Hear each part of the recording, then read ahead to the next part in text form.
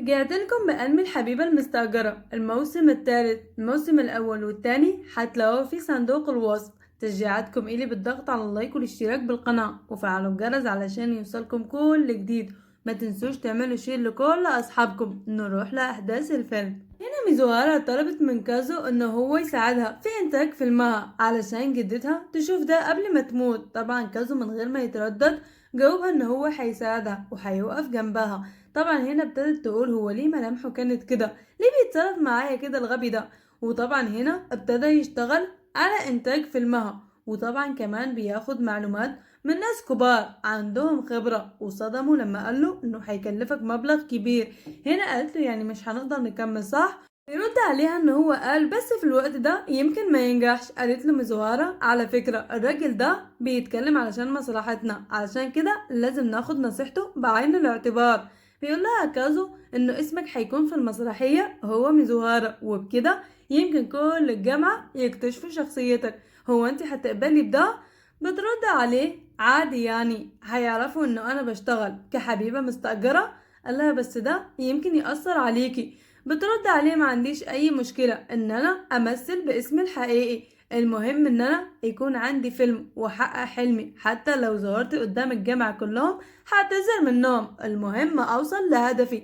هنا بيقول هي بصراحة كلامها صح، وفي النهاية ده حلمها مش هتقدر تخبي اكتر من كده. ميزوهارا بتقوله مستنية منك الاكتر ايها المخرج. هنا بيتوتر بيقول لها بس انا عايز منك كذا صورة. بترد عليه حدي خبر للمدير بتاعي.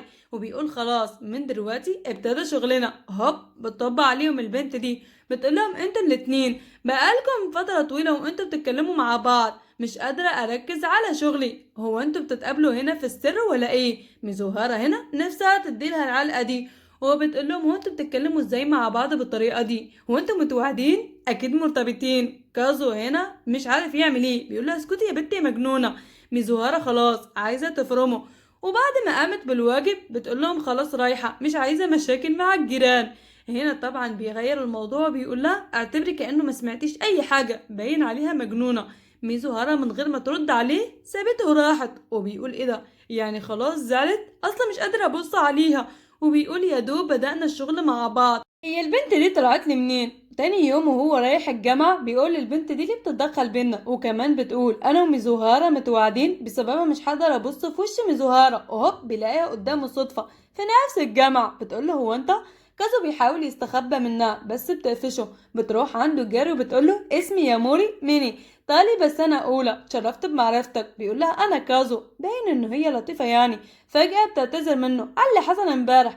هنا بتيجي عشان تعرفه على صاحبتها كونه جارها. بيقول لها ده اللي خفنا منه، استني هنا ممكن نروح نتكلم على جنب. يعني تفضل تبص عليه كده وهي متفاجئة من كلامه اصلا. هنا ماميسن بتفكر في كازو، بتقول هو ليه لسه ما جاش الجامعة، اكيد هيكون مع الحرباية ميزوهارا. كازو بيطلب من ياموري ان هي تخلي موضوع ميزوهارا سر بينهم. بتسأله ليه، بيرد عليها علشان ظروف خاصة ومش ضروري اصلا تتدخلي في علاقات الناس. بتقوله ايه ده، يعني انت بجد عندك مشاعر تجاهها؟ بيرد عليها يعني يمكن.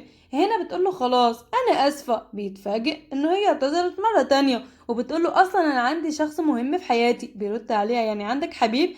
بتقوله المغنية دي اسمها ايواتي. بيقول ايه ده، هي البنت دي عبيطة ولا ايه؟ بتقوله انا كنت مهووسة بيها بس غيرتها لبنت تانية. هنا بيقول دي بجد عبيطة بس بصراحة باين عليها ان هي لطيفة وكمان عفوية. بتقوله ما تخافش انا بحفظ السر مش هقول لاي حد. هنا بيقول انا بجد خايف من ردة فعل مزهارة، بس انا ازاي هكتب نص يشمل القلوب، انا لازم اعمل جهدي علشان وعدتها بده. وبيفكر ان هو يكتب قصة جدتها الحزينة، بس بيقول لازم اخد رأي مزهارة.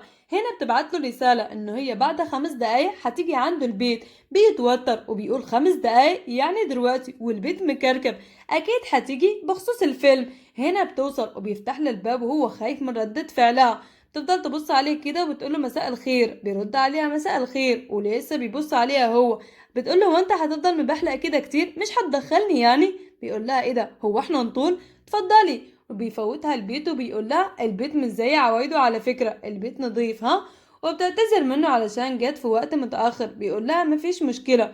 هنا بيقول هو انا ازاي هتعامل معاها، وكأنها حست. بتقول له ما تفهمنيش غلط على فكرة، انا جيت بس بسبب الفيلم والا هديك العلقة دي. بيقول لها خلاص خلاص ما تتوتريش، انا اصلا فاهم ان انت جيتي بسبب الفيلم. بتقول له خلاص مادام كده هنقعد عاقلين، ها يلا خلينا نبدأ الاجتماع. كازو بيقول مدام زهارة معايا في البيت في الوقت ده دليل ان هي بتثق فيا، وبيقعدوا مع بعض يشتغلوا على الفيلم. هنا بتقوله هو هيكلفنا قد ايه؟ بيرد عليها يمكن 1,500,000 وكده. بتقوله ده كتير، وبيقول لها ده عادي اصلا بالنسبة للفيلم.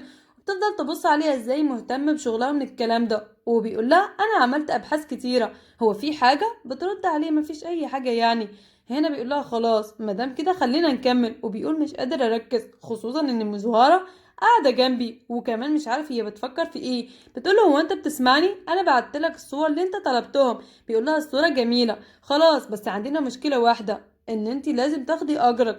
هنا بتقول له ما عنديش مشكله، في النهايه الفيلم بتاعي انا، يعني مش هحتاج لفلوس. وبيقول لها مستحيل، انا خلاص عرضت عليكي عرض كونك ممثله، علشان كده لازم تاخدي اجرك. وبتقول له هو انت بتقول ايه؟ هو انت نسيت انت بتعمل الفيلم علشاني؟ وبيقول لها بس انا عايزه اتكلم معاكي في موضوع جدتك، ان انا اكتب قصه جدتك الحزينه. بتقول له ما عنديش مشكله. بيقول لها ازاي جاوبتي بالسرعه دي؟ متوقعتش ان انت هتلجئي القصه حزينه. بترد عليه ان انت بتعمل الفيلم ده علشاني، وفي النهايه ده حلمي وانا يهمني ان انا احققه، مش عايزه اي حاجه تانية، بس لازم اخد رأي جدتي. هو انت اتعشيت ولا لسه؟ بيرد عليها كنت مركز على الشغل وملحقتش اكل. بتقول له خلاص مادام كده هحضر لك الاكل. كازو بيقول ميزوهارا بنفسها هتحضر الاكل، وبتلاقي التلاجة ما فيهاش اي حاجه. بيقول لها خلاص خلاص ما تضايقيش نفسك، مش ضروري تحضري الاكل يعني. بتقول له على الاقل لازم يكون عندك بيض وحليب، علشان كده هروح لبيتي واجيب حاجه عشان نطبخها. وطبعا بتحضر له الاكل ده وبيكون مبسوط. بيقول ميزوهارا بتفكر فيا، بس انت ليه دلوقتي بتعيط يا غبي؟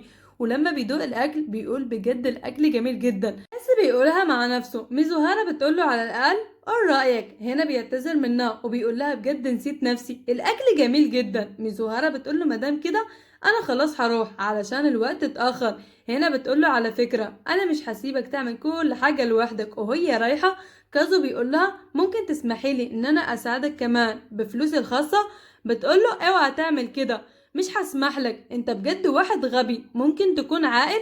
اصلا انا تقلت عليك بما فيه الكفاية، وكمان ما عنديش اي حاجة ان انا اساعدك فيها، علشان كده ما تكسفنيش اكتر من كده. كازو بيقول لها بس ده مش حلمك لوحدك، حلمي انا كمان. هنا بتقول له مادام كده خلاص، بس ممكن ما تضغطش على نفسك؟ بيرد عليها تمام. ولما بتفتح الباب بتلاقي المفاجأة دي روكا. وطبعا كلنا عارفين ان روكا ما معهاش هزار خالص، يعني راحوا في 60 داية. ميزوهارا بتجيلها الصدمة، اما كازو كأنه حد ضربه بالقلم، وبيقول ايه اللي جابها الساعة دي؟ مش وقتها خالص، انا خلاص انتهيت. وفي الحلقة القادمة هنعرف ايه اللي هيحصل بينهم. سلام.